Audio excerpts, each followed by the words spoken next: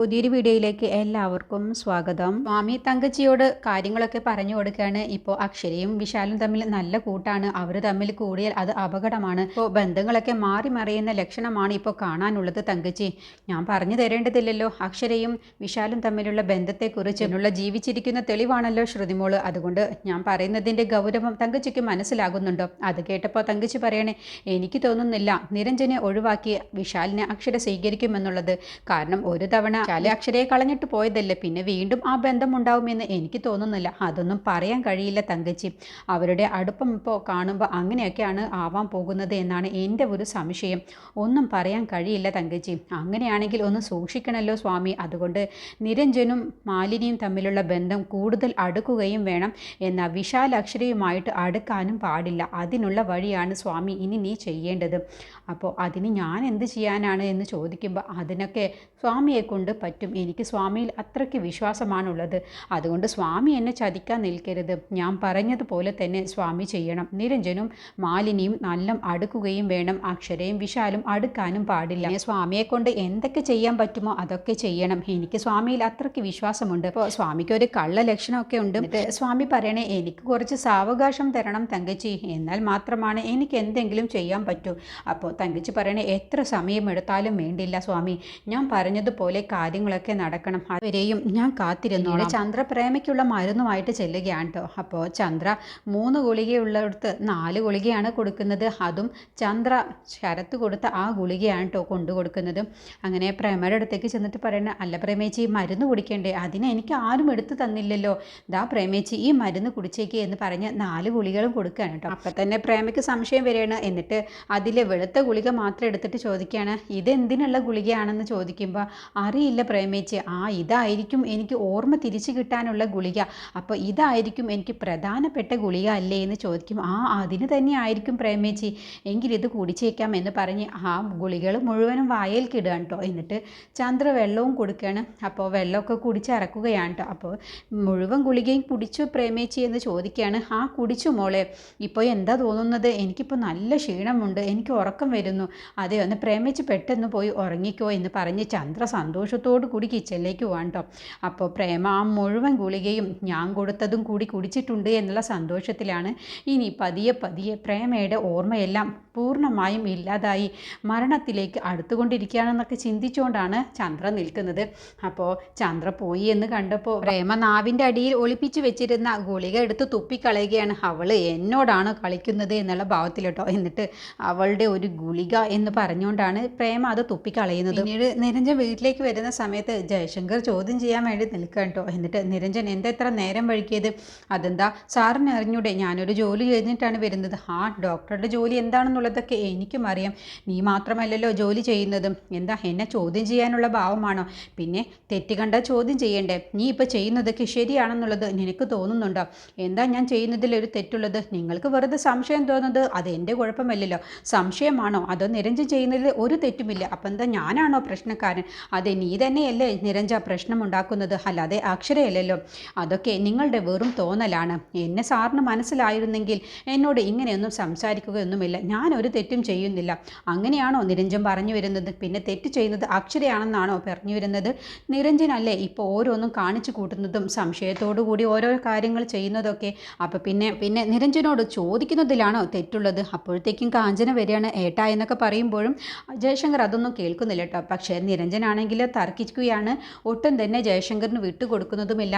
ഞാൻ ജോലി ചെയ്ത് ക്ഷീണിച്ചിട്ടാണ് വരുന്നത്, അതുകൊണ്ട് വെറുതെ എന്നെ ശല്യപ്പെടുത്തരുത് എന്ന് പറഞ്ഞുകൊണ്ടാണ് കേട്ടോ നിരഞ്ജൻ കയറിപ്പോകുന്നത്. കാഞ്ചന പറയുന്നുണ്ട്, അക്ഷരം മുകളിലുണ്ട്, അവൾ കേൾക്കും. ഏട്ടാ ഒന്ന് നിർത്തിയേക്ക് എന്ന് പറയുമ്പോൾ, പിന്നെ അപ്പച്ചി ഞാനാണോ പ്രശ്നം ഉണ്ടാക്കുന്നത്? ഇവരൊക്കെ എന്നെ സംശയിക്കുന്നതിൽ ഞാൻ എന്ത് തെറ്റ് ചെയ്തു? അപ്പോൾ ജയശങ്കർ പറയണേ, നിന്നോട് ഞാൻ ഇതുവരെയും ഇങ്ങനെയൊക്കെ പെരുമാറിയിട്ടുണ്ടോ? ഇനി ഞാൻ ചോദ്യം ചെയ്തിട്ടുണ്ടോ? ഇതിപ്പോൾ നീയായിട്ട് തന്നെയല്ലേ ഇങ്ങനെ ഒരു കാര്യങ്ങളൊക്കെ ചെയ്യുന്നത്, അതുകൊണ്ടല്ലേ നിന്നോട് എനിക്ക് ചോദ്യം ചെയ്യേണ്ട അവസ്ഥ വരുന്നത്. നിരഞ്ജൻ, എനിക്ക് സംസാരിക്കാൻ ഇപ്പോൾ താല്പര്യമില്ല, ഞാൻ ക്ഷീണിച്ചാണ് വരുന്നത് എന്ന് പറഞ്ഞുകൊണ്ടാണ് മുകളിലേക്ക് പോകുന്നത്. അങ്ങനെ അവിടെ പോയിരുന്നിട്ട് വിഷമത്തോടു കൂടി ഇങ്ങനെ ഇരിക്കുകയാണ് കേട്ടോ. അപ്പോഴാണ് അക്ഷര വരുന്നത്. നിങ്ങൾക്ക് ഭക്ഷണം എടുത്ത് വെക്കട്ടെ എന്ന് ചോദിക്കുമ്പോൾ, വേണ്ട, എനിക്ക് ഭക്ഷണം വേണ്ട, ഞാൻ പുറത്തു നിന്ന് കഴിച്ചു. അതെന്താ, നിങ്ങൾ പതിവില്ലാത്ത കാര്യമാണല്ലോ, പുറത്തുനിന്നൊന്നും കഴിക്കാറില്ലല്ലോ. അതെന്താ, എനിക്ക് പുറത്തുനിന്ന് കഴിക്കാൻ പാടില്ല എന്നല്ല, നിങ്ങൾക്ക് വേണ്ടി സന്തോഷത്തോടു കൂടിയാണ് ഞാനിവിടെ ഓരോന്നും ഉണ്ടാക്കി വെക്കുന്നത്. നിങ്ങൾ ഒന്നും പറയാതെ പുറത്തുനിന്ന് കഴിച്ചു വരുമ്പോൾ അത് എത്രമാത്രം അധികം വിഷമം ഉണ്ടാവും എന്നുള്ളത് നിങ്ങൾ ചിന്തിച്ചു നോക്കിയിട്ടുണ്ടോ? നിങ്ങൾ തനിച്ചങ്ങനെ പുറത്തു പോയി കഴിക്കില്ല എന്നുള്ളത് എനിക്കറിയാം. നിങ്ങളോടൊപ്പം ആരുണ്ടായിരുന്നു എന്നൊക്കെ എനിക്ക് ഊഹിക്കാൻ കഴിയാം. നീ അങ്ങനെ പലതും ചിന്തിച്ചു കൂട്ടിക്കോ. എനിക്കതിലൊന്നും ഒരു പ്രശ്നവുമില്ല. ഒരു കാര്യം നിങ്ങൾ മനസ്സിലാക്കിക്കോ, നിങ്ങളാണ് എന്നെ സംശയിക്കുന്നത്. അച്ഛനും മോളും ഒരു കാര്യം ചിന്തിച്ചോ, എൻ്റെ നേരെ നിങ്ങൾ ഒരു വിരലാണ് ചൂണ്ടുന്നത്, ബാക്കിയുള്ള വിരലുകളൊക്കെ നിങ്ങൾക്ക് നേരെ തന്നെയാണ് ചൂണ്ടി നിൽക്കുന്നത് എന്ന് അച്ഛനും മോളും ഓർത്താൽ നിങ്ങൾക്ക് തന്നെയാണ് നല്ലത് എന്ന് പറഞ്ഞിട്ടാണ് കേട്ടോ നിരഞ്ജൻ പോകുന്നത്. അത് കേട്ടപ്പോൾ അക്ഷരയ്ക്ക് കാര്യം മനസ്സിലാവാണ്. വിശാലും അക്ഷരയും തമ്മിലുള്ള ബന്ധത്തിനെ കുറിച്ചുള്ള അർത്ഥം വെച്ചുകൊണ്ടാണ് നിരഞ്ജൻ സംസാരിക്കുന്നത് എന്ന്. പിന്നീട് ശരത്തിനെ തന്നെ സെൽഫി എടുക്കുകയാണ്. എന്നിട്ട് ആ ഫോട്ടോ അങ്ങനെ സൂം ചെയ്ത് നോക്കുമ്പോൾ അത് കണ്ടുകൊണ്ടാണ് ദേവിക വരുന്നത്. അപ്പോൾ ദേവിക പറയണേ, ആ താടി എടുത്തിരുന്നെങ്കിൽ ഒന്നുകൂടി വൃത്തിയായേനെ. അപ്പോൾ ശരത്ത്, പിന്നെ എന്തൊക്കെയാണാവോ ചെയ്യേണ്ടത്? പിന്നെ ആ മുടിയൊക്കെ ഒന്ന് വെട്ടണം, എന്താണാവോ ചെയ്യേണ്ടത്? പിന്നെ മൂക്കിൽ 2 പഞ്ഞിയും വെക്കണം, തലയും താടിയും കൂടി കൂട്ടിക്കെട്ടി ഒരു വെളുത്ത തുണിയും കെട്ടണം എന്ന് പറഞ്ഞപ്പോൾ ശരത്തിന് കാര്യം മനസ്സിലാവാണ്. അപ്പോൾ ശരത്ത് പറയും, ഓ അത് ശരി, ചാവണം അതല്ലേ നീ ഉദ്ദേശിച്ചത്? എങ്കിൽ അത് ഒരിക്കലും നടക്കാൻ പോകുന്നില്ല. അപ്പോൾ ദേവിക പറയണേ, എങ്കിൽ ഒരു കാര്യം നടക്കും. എന്തായാലും നീ അടുത്ത ഒരു വീട് അന്വേഷിച്ച് പോവേണ്ടേ? വീടോ? എന്തിനാ ഞാൻ വേറെ വീട് അന്വേഷിക്കുന്നത്? ഇവിടെ വീടുണ്ടല്ലോ. ഇത് വാടക തന്നിട്ടില്ലല്ലോ. നീ ഇപ്പോൾ എത്ര ദിവസമായി എനിക്ക് വാടക തന്നിട്ട്? അതുകൊണ്ട് ഞാൻ ഇവിടെ നിന്നും നിന്നെ ഇറക്കി വിടാൻ പോവുകയാണ്. അതുകൊണ്ട് മറ്റൊരു വാടക വീട് നീ അന്വേഷിച്ചോ. 2 മാസമായി വാടക തന്നിട്ട്, അതുകൊണ്ട് ഇനി നിന്നെ ഞാൻ ഇവിടെ നിർത്തില്ല. ഈ വൈകുന്നേരത്തിന്റെ മുന്നേ വാടക തന്നില്ല എന്നുണ്ടെങ്കിൽ ഇവിടെ നിന്നും ഇറങ്ങിപ്പോയിക്കൊള്ളണം. അതൊന്നും നീട്ടി തന്നൂടെ? ഇല്ല, ഒരു ആനുകൂല്യവും നിനക്ക് തരില്ല. നിന്റെ കയ്യിൽ ഒരുപാട് കാശുണ്ടെന്നാണല്ലോ ഞാൻ അറിഞ്ഞത്. എൻ്റെ കയ്യിൽ ഒരു പൈസ പോലും ഇല്ല. അതുകൊണ്ടല്ലേ അമ്മയ്ക്ക് ഹോസ്പിറ്റലിൽ പോലും ഞാൻ കാശ് കെട്ടിയിട്ടില്ല. അതിന് ഈ കാശ് കെട്ടാത്തത് മറ്റു ചില ഉദ്ദേശങ്ങൾ കൊണ്ടായിരിക്കും. നിന്റെ അമ്മ ജീവനോടെ ഉണ്ടാവണമെന്നുള്ളത് നീ ആഗ്രഹിക്കുന്നില്ലല്ലോ. അതുകൊണ്ടല്ലേ അമ്മയെ കാറിടിച്ച് നീ കൊല്ലാൻ നോക്കിയത്. കേട്ടപ്പോൾ ശരത്തിനങ്ങ് ദേഷ്യം പിടിച്ചിട്ട്, എടി എന്ന് പറയുമ്പോൾ നീ കൂടുതൽ തുള്ളണ്ടടാ. എനിക്ക് നിന്നെക്കുറിച്ച് നന്നായിട്ട് അറിയാം. പ്രേമേച്ചിയെ ഒളിപ്പിച്ചു വെച്ചത് നീയല്ലടാ. നീയും ചന്ദ്രയും കൂടിയിട്ടല്ലടാ പ്രേമേച്ചിയുടെ സ്വർണം മുഴുവനും എടുത്തത്. അപ്പോൾ ശരത്ത് പറയണേ, നിങ്ങളോട് ആരാ ഈ കള്ളം പറഞ്ഞത്? അമ്മയ്ക്ക് കാശ് കൊടുക്കാൻ പറ്റാത്തത് കൊണ്ടുള്ള ബുദ്ധിമുട്ട് എന്താണെന്നുള്ളത് എനിക്ക് അറിയാം. എന്നിട്ടല്ലേ പ്രേമേച്ചിയെ ഒളിവിൽ താമസിപ്പിച്ചതും സ്വർണം എടുത്തു എന്നൊക്കെ പറയുന്നത്? നിങ്ങളോട് ആരാ ഈ കള്ളമൊക്കെ പറഞ്ഞത്? നീ അങ്ങനെ ഉരുളാനൊന്നും നിൽക്കണ്ടടാ. നിന്റെ കസ്റ്റഡിയിൽ 2 പേരുണ്ടായിരുന്നു. എൻ്റെ അമ്മ പാർവതി അമ്മയും ഉണ്ടായിരുന്നു. നീ എന്താടാ പാർവതി അമ്മയെ മറന്നോ? പാർവതി അമ്മയും പ്രേമേച്ചിയെയും നീ തന്നെയാണ് ഒളിവിൽ താമസിപ്പിച്ചിട്ടുള്ളത്. എന്നിട്ടിപ്പോൾ പ്രേമേച്ചിയെ നീ പുറത്തു വിട്ടു. എന്നാണാവോ നീ അപ്പോൾ അമ്മയെ പുറത്തു വിടുന്നത്? എത്രയും പെട്ടെന്ന് അമ്മയെ നീ പുറത്തു വിട്ടോ. എനിക്കിപ്പോൾ നീ ഒളിപ്പിച്ച് വെച്ചിട്ടുള്ള 2-3 സ്ഥലങ്ങളെക്കുറിച്ച് എനിക്ക് ചെറിയ ഒരു സൂചനയൊക്കെ ഉണ്ട്.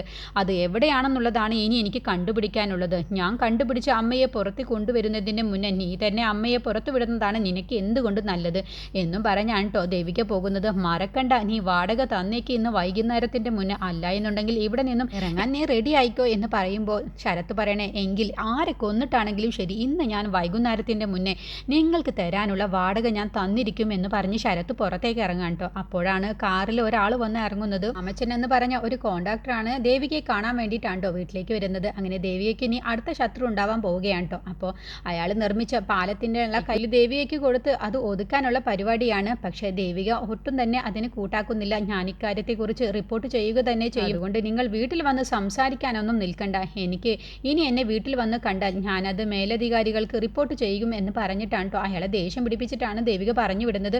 അപ്പോൾ ശരത്ത് മാമച്ചനെ കണ്ട ഉടനെ തന്നെ പറയുന്നുണ്ട്, മഹാലക്ഷ്മിയാണ് വന്നിരിക്കുന്നത്, പുറംകാലി കൊണ്ട് തട്ടിക്കളയല്ലേ എന്നൊക്കെ പറഞ്ഞിട്ടാണ് ദേവിക പറഞ്ഞു വിടുന്നത്. പക്ഷേ മാമച്ചനെ കണ്ടതോടുകൂടി ദേവികയ്ക്ക് നല്ല ദേഷ്യമാണ് വരുന്നത്. നിങ്ങൾ എന്തിനാണ് ഇവിടേക്ക് വന്നത്? ഇത് എൻ്റെ വീടാണെന്നുള്ളത് നിങ്ങൾക്കറിയില്ലേ? നിങ്ങൾക്ക് ഓഫീസിലേക്ക് പോരായിരുന്നോ? എന്തിനാണ് എൻ്റെ വീട്ടിലേക്ക് വന്നത് എന്ന് ചോദിക്കുമ്പോൾ, അത് പിന്നെ മേഡം ഓഫീസിലേക്ക് വന്നാൽ വിജിലൻസുകാരുണ്ടാവും, അതുകൊണ്ടാണ് മേഡം എന്നൊക്കെ പറയുമ്പോഴും ദേവിക ഇതൊന്നും തന്നെ കൂട്ടാക്കുന്നില്ല കേട്ടോ. അങ്ങനെ ദേവിക അയാളെ പിണക്കിയിട്ടാണ് വിടുന്നത്. അങ്ങനെ ദേവിക്ക് ഇനി അടുത്ത ശത്രു ഉണ്ടാവാൻ പോവാണ്. മാമച്ചനും ശരത്തും കൂടിയാണ് ഒന്നിക്കാൻ പോകുന്നത്. ദേവികയുടെ ജോലി തെറിപ്പിക്കാനുള്ള പരിപാടി നോക്കാനെ കുറിച്ചുള്ള ബാക്കി റിവ്യൂ അടുത്ത വീഡിയോയിൽ പറയാം.